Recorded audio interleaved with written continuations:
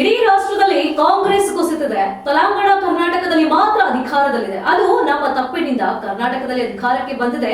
ರಾಹುಲ್ ಗಾಂಧಿ ಇರೋವರೆಗೂ ಕಾಂಗ್ರೆಸ್ ಉದ್ಧಾರ ಆಗಲ್ಲ ಎಂದು ಜಗದೀಶ್ ಶೆಟ್ಟರ್ ಗುಡುಗಿದ್ದಾರೆ. ನಿಜಕ್ಕೂ ಹೇಳ್ಬೇಕು ಅಂದ್ರೆ ಇದೊಂದು ಅಮಾನವೀಯ ಮಾತು ಅಂತಲೇ ಹೇಳ್ಬೋದು. ಈ ರೀತಿಯಾಗಿ ಹುಬ್ಬಳ್ಳಿಯಲ್ಲಿ ಮಾಜಿ ಸಿಎಂ ಸಂಸದ Jagadish Shettar Congress day by day collapse ಆಗ್ತಿದೆ, ಇಡೀ ರಾಷ್ಟ್ರದಲ್ಲಿ ಕಾಂಗ್ರೆಸ್ ಕುಸಿತಿದೆ ಅಂತ ಹೇಳಿಕೆಯನ್ನ ನೀಡಿದ್ದಾರೆ.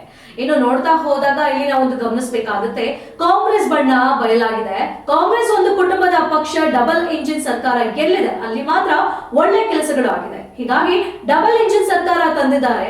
ದೆಹಲಿಯಲ್ಲಿ ಜನ ಮೋದಿ ನಾಯಕತ್ವ ಒಪ್ಪಿದ್ದಾರೆ. ದೆಹಲಿಯಲ್ಲಿ ಅಭಿವೃದ್ಧಿ ಮಾಡೋದಾಗಿ ಮೋದಿ ಹೇಳಿದ್ದಾರೆ. ನಾವು ಸ್ಪಷ್ಟ ಬಹುಮತದಲ್ಲಿ ಅಧಿಕಾರಕ್ಕೆ ಬರುತ್ತೇವೆ. ರಾಹುಲ್ ಗಾಂಧಿ ಇರೋವರೆಗೂ ಕಾಂಗ್ರೆಸ್ ಉದ್ಧಾರ ಆಗಲ್ಲ ಎಂದು ಜಗದೀಶ್ ಶೆಟ್ಟರ್ ಗುಡುಗಿದ್ದಾರೆ. ಇನ್ನು ಬಿಜೆಪಿ ಎಲ್ಲವೂ ಸರಿ ಇಲ್ಲ. ಜಗದೀಶ್ ಶೆಟ್ಟರ್ ಸ್ಫೋಟಕ ಹೇಳಿಕೆ ನೀಡಿದ್ದು ಭಿನ್ನಮತಕ್ಕೆ ನಾಯಕರು ಇತಿಶ್ರೀ ಹಾಕ್ತಾರೆ. ಅಧ್ಯಕ್ಷರ ಚುನಾವಣೆ ಬಂದಿದೆ, ಸರ್ವಾನುಮತದಿಂದ ಅಧ್ಯಕ್ಷರ ಆಯ್ಕೆ ಆಗಬೇಕು. ಚುನಾವಣೆ ಅನ್ನೋದು ಒಂದು ಪ್ರೋಸೆಸ್ ಅಂತಲೂ ಕೂಡ ಹೇಳಿದ್ದಾರೆ.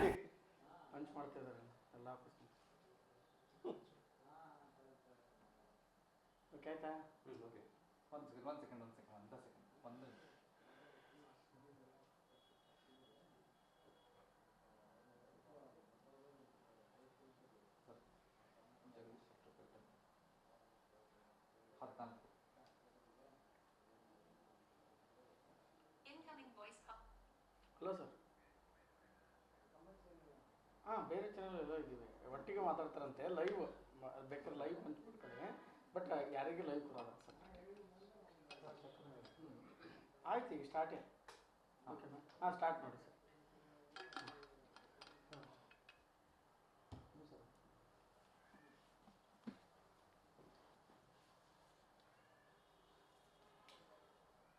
ಸರ್, ಡೆಲ್ಲಿಯಲ್ಲಿ ಸ್ಪಷ್ಟ ಬಹುಮತ ಬಿಜೆಪಿಗೆ ಆಗ್ತಾ ಇದೆ, ಕಾಂಗ್ರೆಸ್ ಖಾತೆ ತೆರೆದಿಲ್ಲ.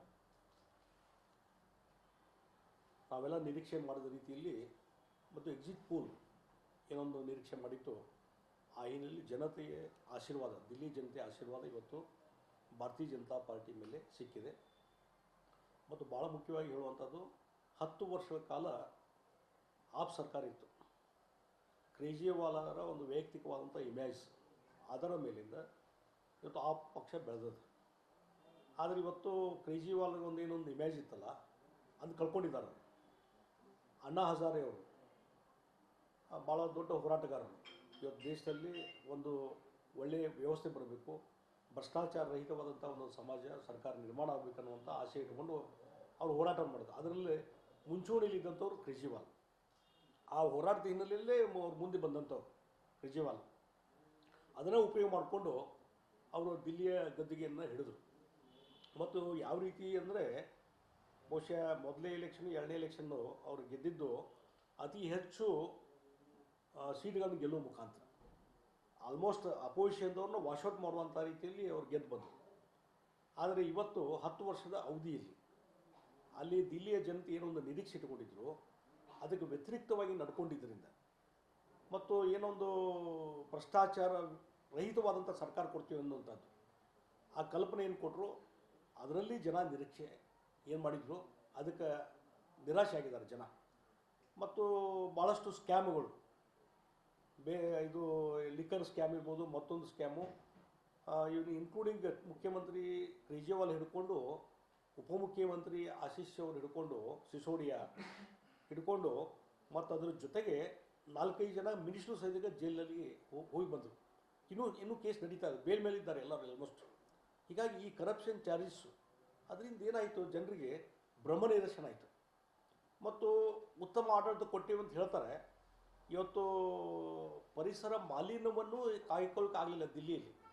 ಹೀಗಾಗಿ ಯಾವ ರೀತಿ ಆಡಳಿತ ನಡೆಸಿದ್ರು ಅಂತಂದರೆ, ಇವತ್ತು ಅಲ್ಲಿ ಪರಿಸರ ಮಾಲಿನ್ಯ ಎಷ್ಟಾಗಿದೆ ಅಂತಂದರೆ, ದಿಲ್ಲಿ ನಗರ ಇದೇ ಬರೇ ಭಾರತ ದೇಶ ಅಲ್ಲ, ಇಡೀ ಜಗತ್ತಿನಲ್ಲಿ ಇವತ್ತು ಪ್ರಮುಖವಾದಂಥ ಸ್ಥಾನದಲ್ಲಿ ಇವತ್ತು ಪರಿಸರ ಮಾಲಿನ್ಯದಲ್ಲಿ ದಿಲ್ಲಿ ಇದೆ.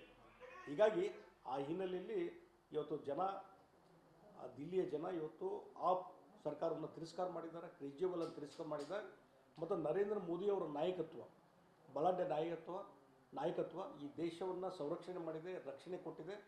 ಮತ್ತು ಇಡೀ ಜಗತ್ತಿನಲ್ಲಿ ಒಂದು ಗೌರವ ತರುವಂಥ ಕೆಲಸ ಮೋದಿಯವರ ನಾಯಕತ್ವ ಮಾಡಿದ್ದರಿಂದ ಇವತ್ತು ಮೋದಿಯವರ ನಾಯಕತ್ವ ದಿಲ್ಲಿಗೂ ಬೇಕು ಅನ್ನುವಂಥ ಹಿನ್ನೆಲೆ ಇಟ್ಕೊಂಡು ಇವತ್ತು ದಿಲ್ಲಿಯ ಜನ ಇವತ್ತು ಭಾರತೀಯ ಜನತಾ ಪಾರ್ಟಿಯನ್ನು ಆರಿಸಿ ತೊಗೊಂಬಂದಿದ್ದಾರೆ. ಸ್ಪಷ್ಟ ಬಹುಮತ ಸಿಗುವ ಹಂತದಲ್ಲಿ ನಾವಿದ್ದೇವೆ. ಡೆಫಿನೆಟ್ಲಿ ಇದು ಮಧ್ಯಾಹ್ನವರೆಗೂ ರಿಸಲ್ಟ್ ಬಂದೇ ಬರ್ತದೆ. ಕ್ಲಿಯರ್ ಸ್ಪಷ್ಟವಾದಂಥ ಬಹುಮತ ಭಾರತೀಯ ಜನತಾ ಪಾರ್ಟಿಗೆ ಸಿಗ್ತದೆ. ಅದಕ್ಕಾಗಿ ಇವತ್ತು ದಿಲ್ಲಿಯ ಜನತೆಯನ್ನು ನಾನು ಅಭಿನಂದನೆ ಸಲ್ಲಿಸ್ತೇನೆ. ಮತ್ತು ಈ ರೀತಿ ಅಭೂತಪೂರ್ವವಂಥ ಜಯ ಗಳಿಸಲಿಕ್ಕೆ ಮೋದಿಯವರ ನಾಯಕತ್ವ ಭಾಳ ಮುಖ್ಯ ಕಾರಣ. ಮತ್ತು ಭಾರತೀಯ ಜನತಾ ಪಾರ್ಟಿಯ ಕಾರ್ಯಕರ್ತರು ಸ್ಥಳೀಯವಾದಂಥ ನಾಯಕತ್ವ ಭಾಳ ದೊಡ್ಡ ಪ್ರಮಾಣದಲ್ಲಿ ಕಳೆದ 3-4 ತಿಂಗಳಿಂದ ಮನೆ ಅಡ್ಡಾಡಿ ಸ್ಲಮ್ಗೆ ಅಡ್ಡಾಡಿ ಇವತ್ತು ಜನರವನ್ನು ಒಲಿಸುವಂಥ ಕೆಲಸ, ಜನರ ಪ್ರೀತಿ ಗಳಿಸುವಂಥ ಕೆಲಸ ನಮ್ಮ ಕಾರ್ಯಕರ್ತರು ಮಾಡಿದ್ದರಿಂದ ಮೋದಿಯವರ ನಾಯಕತ್ವ ಸಾಧನೆಯನ್ನು ಮೆಚ್ಚಿ ಇವತ್ತು ದಿಲ್ಲಿಯ ಜನತೆ ಇವತ್ತು ನಮಗೆ ಆಶೀರ್ವಾದ ಮಾಡಿದ್ದಾರೆ. ಒಂದು ಸ್ಪಷ್ಟ ಬಹುಮತದಿಂದ ನಾವು ಬಹುಮತದಿಂದ ಅಲ್ಲಿ ದಿಲ್ಲಿ ಗದ್ದಿಗೆನೇ ಏರ್ತೇವೆ ಅನ್ನುವಂಥ ವಿಶ್ವಾಸ ನನಗಿದೆ. ಈ ಚುನಾವಣೆಯಲ್ಲಿ ಕಾಂಗ್ರೆಸ್ ಒಂದು ಸೀಟ್ ಇಲ್ಲ ಸರ್, ಯುದ್ಧಕ್ಕೆ ಮುನ್ನೆ ಸೋಲೊಪ್ಪಿಕೊಂಡು ಅಂತ ಒಂದು ನಾನು ಹೇಳ್ತಿಲ್ಲ, Congress day by day collapse ಆಗ್ತದೆ ಇಡೀ ರಾಷ್ಟ್ರದಲ್ಲಿ. ಏನೋ ಅಕಸ್ಮಾತ್ ತೆಲಂಗಾಣದಲ್ಲಿ ಬಂತು, ಕರ್ನಾಟಕದಲ್ಲಿ ನಮ್ಮ ಭಾರತೀಯ ಜನತಾ ಪಾರ್ಟಿ ಮಿಸ್ಟೇಕಿಂದ ಅವರು ಅಧಿಕಾರಕ್ಕೆ ಬಂದರು. ಇಲ್ಲದ್ರೆ ಕರ್ನಾಟಕದಲ್ಲಿ ಅಧಿಕಾರಕ್ಕೆ ಬರಲಿಕ್ಕೆ ಸಾಧ್ಯನೇ ಇಲ್ಲ. ಮಹಾರಾಷ್ಟ್ರದಲ್ಲಿ ಇವತ್ತು MP ಇಲೆಕ್ಷನ್ದಲ್ಲಿ 14 ಸೀಟ್ ತೆಗೆದುಕೊಂಡ್ರು.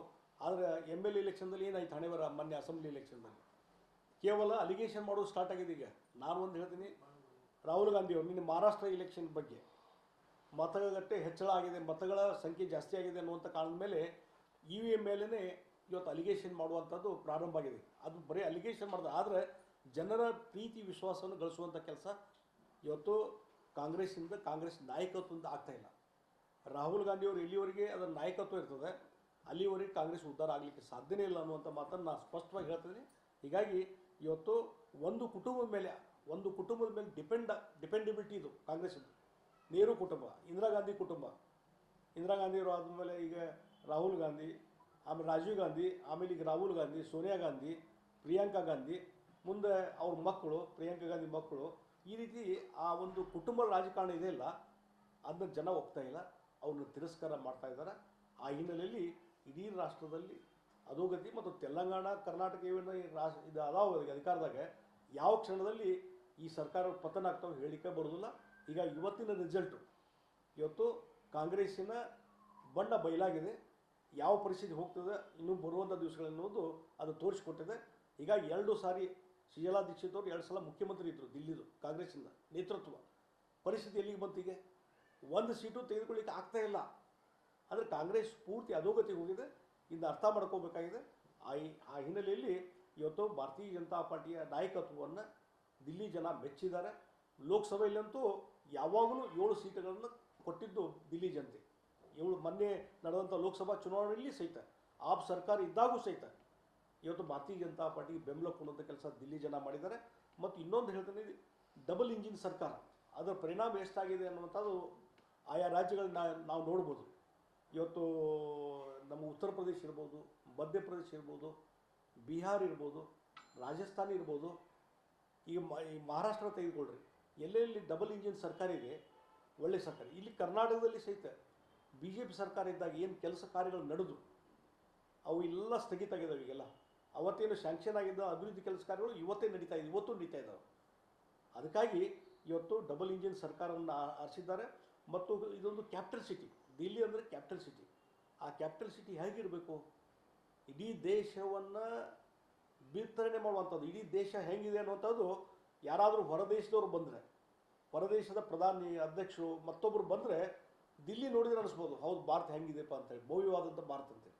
ಅದು ಮಾಡಲಿಕ್ಕೆ ಕೇಜ್ರಿವಾಲ್ಗೆ ಆಗಲಿಲ್ಲ. ಅದಕ್ಕಾಗಿ ಮೋದಿಜಿಯವರು ಮೊನ್ನೆ ಒಂದು ಚುನಾವಣಾ ಪ್ರಚಾರ ಹೇಳಿದ್ದಾರೆ, ದಿಲ್ಲಿಯಿಂದ ಎಲ್ಲ ರೀತಿಯಿಂದ ಮೂಲಭೂತ ಸೌಕರ್ಯ ಎಲ್ಲ ರೀತಿಯಿಂದ ಅಭಿವೃದ್ಧಿಗೊಳಿಸಿ ಇಡೀ ಜಗತ್ತಿನಲ್ಲೇ ಒಂದು ಅತ್ಯುತ್ತಮವಾದಂಥ ನಗರ ನಾನು ಮಾಡ್ತೀನಿ ಅನ್ನುವಂಥ ಮಾತನ್ನು ಮೋದಿಯವರು ಹೇಳಿದರು. ಅವರು ಮಾಡಬೇಕಂದ್ರೂ ಸಹಿತ ಪ್ರಧಾನಮಂತ್ರಿಯಾಗಿ ಅಲ್ಲಿ ಸ್ಥಳೀಯವಾದಂಥ ಸರ್ಕಾರ ಕೈಯಲ್ಲಿ ಇಲ್ಲದೇ ಇದ್ದಾಗ ಅವರು ನಾನ್ ಕೋಪರೇಷನ್ ಇದ್ದುದರಿಂದ ಏನೂ ಮಾಡಲಿಕ್ಕೆ ಆಗಲಿಲ್ಲ. ಹೀಗಾಗಿ ಬರುವಂಥ ದಿವಸಗಳಲ್ಲಿ ದಿಲ್ಲಿ ಒಂದು ದೊಡ್ಡ ಬದಲಾವಣೆ ನೀವು ನೋಡ್ತಿದ್ರಿ. ಮತ್ತು ಮೂಲಭೂತ ಸೌಕರ್ಯ ಮತ್ತೊಂದು ಉತ್ತಮವಾದಂಥ ನಗರ ಮಾಡಲಿಕ್ಕೆ ಎಲ್ಲ ಅವಕಾಶ ಇದ್ದಾವೆ. ಅದನ್ನು ಮೋದಿಯವರು ಮಾಡೇ ಮಾಡ್ತಾರೆ.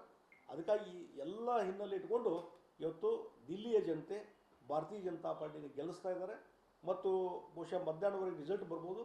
ಸ್ಪಷ್ಟ ಬಹುಮತದೊಂದಿಗೆ ದಿಲ್ಲಿಯಲ್ಲಿ ಭಾರತೀಯ ಜನತಾ ಪಾರ್ಟಿ ಅಧಿಕಾರಕ್ಕೆ ಬರೋದು ನಿಶ್ಚಿತ. ಸರ್, ಈಗ ಕಾಂಗ್ರೆಸ್ ಅವರ ವಾದ ಏನಂದರೆ ರಾಹುಲ್ ಗಾಂಧಿ ಅವರು ಸಮರ್ಥ ನಾಯಕರಿದ್ದಾರೆ, ಅವರ ಚಿಂತನೆಗಳನ್ನು ದೇಶದ ಜನತೆ ಒಪ್ತಾ ಇಲ್ಲ, ಜನತೆಗೆ ತಿಳಿಸು ಆ ಒಂದು ಮನವರಿಕೆ ಆಗ್ತಾ ಇಲ್ಲ ಅಂತಂದರೆ ಇದೊಂದು ಯಾವ ರೀತಿ ಸಮರ್ಥನೆ ಅಂತ ಸರ್? ನನಗೆ ಅರ್ಥ ಆಗ್ತಿಲ್ಲ. ವಿತಂಡವಾದ ಅಂತಾರಲ್ಲ, ವಿತಂಡವಾದಕ್ಕೆ ಮತ್ತೊಂದು ಉದಾಹರಣೆ ಕಾಂಗ್ರೆಸ್ನವರ ವಾದ. ರಾಹುಲ್ ಗಾಂಧಿಯವ್ರ ವಿಚಾರಗಳನ್ನು ಅವ್ರ ಬೇಸಿಕ್ಸ್ ಏನದಾವೆ ಜನತೆ ಅರ್ಥನ ಮಾಡ್ಕೊಳ್ಳಿಕ್ಕೆ ಆಗಿಲ್ಲ ಅಂತಂದರೆ ಇನ್ನು ರಾಹುಲ್ ಗಾಂಧಿ ಯಾವ ರೀತಿ ವ್ಯಕ್ತಿತ್ವ ಇರ್ಬೋದು ನೀವು ಅರ್ಥ ಮಾಡ್ಕೊಡ್ರಿ. ಅಂಥ ವ್ಯಕ್ತಿತ್ವ ಇದ್ದಂಥ ವ್ಯಕ್ತಿಯನ್ನು ನೀವು ನಾಯಕರನ್ನಾಗಿ ಮುಂದುವರಿಸಿದರೆ ಎಲ್ಲಿವರೆಗೆ ರಾಹುಲ್ ಗಾಂಧಿ ಇರ್ತಾರೆ ಅಲ್ಲಿವರೆಗೆ ಕಾಂಗ್ರೆಸ್ ಉದ್ಧಾರ ಆಗಲಿಕ್ಕೆ ಸಾಧ್ಯನೇ ಇಲ್ಲ. ಇದು ನಾ ಸ್ಪಷ್ಟವಾದಂಥ ನನ್ನ ಅಭಿಪ್ರಾಯ. ಸರ್, ಈಗ ತಮ್ಮ ಪಕ್ಷದ ವಿಚಾರಕ್ಕೆ ಬರೋದಾದರೆ ಸರ್, ಇದಕ್ಕೆ ರಾಜ್ಯಾಧ್ಯಕ್ಷರದ್ದು ಒಂದು ಟೀಮ್ ಡೆಲ್ಲಿಗೆ ಹೋಗುತ್ತೆ, ಒಬ್ಬರು ಇಲ್ಲಿ ಶಿಸ್ತಿನ ಪಕ್ಷದಲ್ಲಿ ಇಷ್ಟೆಲ್ಲ ಅವಾಂತರಗಳಾಗ್ತಾರೆ. ನಾವು ಒಪ್ಕೊಂತೀನಿ, ಭಾರತೀಯ ಜನತಾ ಪಾರ್ಟಿ ಎಲ್ಲವೂ ಸರಿ ಇಲ್ಲ. ಆದರೆ ಸರಿಪಡಿಸುವಂಥ ಕೆಲಸ ಆಗೇ ಆಗ್ತದೆ. ಈಗ ನಮ್ಮ ವರಿಷ್ಠರೆಲ್ಲ ದಿಲ್ಲಿ ಚುನಾವಣೆಯಲ್ಲಿ ಬ್ಯುಸಿ ಆಗಿದ್ದರು. ಪಾರ್ಲಿಮೆಂಟ್ ಸೆಷನ್ ನಡೀತಾ ಇದೆ. ಪಾರ್ಲಿಮೆಂಟ್ ಸೆಷನ್ ಮುಗಿಲಿಕ್ಕೆ ಬಂದಿದೆ. ದಿಲ್ಲಿ ಎಲೆಕ್ಷನ್ ರಿಸಲ್ಟ್ ಬಂದಿದೆ. ಆ ಹಿನ್ನೆಲೆ ಇಟ್ಟುಕೊಂಡು ಇನ್ನು ಕೆಲವು ದಿವಸಗಳಲ್ಲಿ ಇದಕ್ಕೊಂದು ಸ್ಪಷ್ಟವಾದಂಥ ನಿರ್ಧಾರಗಳನ್ನು ನಮ್ಮ ವರಿಷ್ಠರು ತೆಗೆದುಕೊಳ್ತಾರೆ. ಈ ಎಲ್ಲ ವಾದ ವಿವಾದಕ್ಕೆ ಭಿನ್ನಮತ ಮತ್ತೊಂದು ಎಲ್ಲದಕ್ಕೂ ಒಂದು ಇತಿಶ್ರೀ ಹಾಡಿ ಒಂದು ಏನು ಡಿಸಿಪ್ಲಿನ್ ಪಾರ್ಟಿ ಅಂತಿದೆ, ಆ ಡಿಸಿಪ್ಲಿನ್ ಪಾರ್ಟಿ ಅದನ್ನು ತೋರಿಸುವಂಥ ಕೆಲಸ ನಮ್ಮ ಪಕ್ಷದಲ್ಲಿ ಆಗ್ತದೆ. ಅಲ್ಲ, ರಾಜ್ಯಾಧ್ಯಕ್ಷರ ಬದಲಾವಣೆ ವಿಚಾರ ಸಾಕಷ್ಟು ಚರ್ಚೆ ಆಗ್ತದೆ. ತಾವು ಹಿರಿಯರಾಗಿ ಪಕ್ಷಕ್ಕೆ ಅಧ್ಯಕ್ಷರ ಬದಲಾವಣೆ ಇದೆಯಂತ ಅಂತ ನೋಡಿ, ಈಗ ಚುನಾವಣೆ ಬಂದದೀಗ ಅಧ್ಯಕ್ಷರದ್ದು. ಯಾವಾಗಲೂ ಅಧ್ಯಕ್ಷರ ಚುನಾವಣೆ ಬಂದಾಗ ಅದು ರಾಜ್ಯದ್ದಿರ್ಬೋದು, ಜಿಲ್ಲಾಧ್ಯಕ್ಷರಿರ್ಬೋದು, ಎಲ್ಲರ ಅಭಿಪ್ರಾಯವನ್ನು ಸಂಗ್ರಹಣೆ ಮಾಡಿಕೊಂಡು ಒಂದು ಸರ್ವಾನುಮತದ ಅಧ್ಯಕ್ಷರು ಮಾಡುವಂಥ ಕೆಲಸ ಭಾರತೀಯ ಜನತಾ ಪಾರ್ಟಿ ವರಿಷ್ಠರು ಯಾವಾಗಲೂ ಮಾಡ್ಕೊಂಡು ಬಂದಿದ್ದಾರೆ. ನಮ್ಮ ರಾಜ್ಯದಲ್ಲಿ ಸಹಿತ ಸರ್ವಾನುಮತದಿಂದ ಎಲ್ಲರ ಒಂದು ವಿಶ್ವಾಸ ತೆಗೆದುಕೊಂಡು ರಾಜ್ಯಾಧ್ಯಕ್ಷರು ನೇಮಕ ಚುನಾವಣೆ ಆಗ್ಬೇಕಂತ. ಅಲ್ಲ, ಈ ಚುನಾವಣೆ ನೋಡ್ರಿ, ಇದೊಂದು ಪ್ರೊಸೆಸ್ಸು. ಯಾವಾಗಲೂ ನಾನು ಈಗ 35-40 ವರ್ಷದಿಂದ ಭಾರತೀಯ ಜನತಾ ಪಾರ್ಟಿಯಲ್ಲಿ ಇದ್ದೇನೆ. ರಾಜ್ಯದ ಅಧ್ಯಕ್ಷ ಚುನಾವಣೆ ಬಂದು ಹೋಗಿದೆ. ಒಬ್ಬರು ರಿಟರ್ನಿಂಗ್ ಆಫೀಸರು ಮತ್ತು ಎಲ್ಲ ಇರ್ತಾರೆ. ಇದ್ದಾಗೂ ಸಹಿತ ಭಾಳ ಕಾಂಟೆಸ್ಟ್ ಆದಂಥದ್ದು ಇಲ್ಲ. ಚುನಾವಣೆ ಕಾಂಟೆಸ್ಟ್ ಆಗೋದಿಲ್ಲ. ವರಿಷ್ಠರು ಬಂದು ಎಲ್ಲರನ್ನೂ ಸಮಾಧಾನ ಮಾಡಿಕೊಂಡು ಒಳ್ಳೆಯ ರೀತಿಯಿಂದ ಅಧ್ಯಕ್ಷನ ಆಯ್ಕೆ ಮಾಡ್ತಾರೆ. ತೊಗೊಂತಿರಲ್ಲ ಇಲ್ಲ ಸರ್, ಅವ್ರು ಯಾರು ಕೊಡಲ್ಲ. ಮತ್ತು ಏನು ರೀ ಡಬಲ್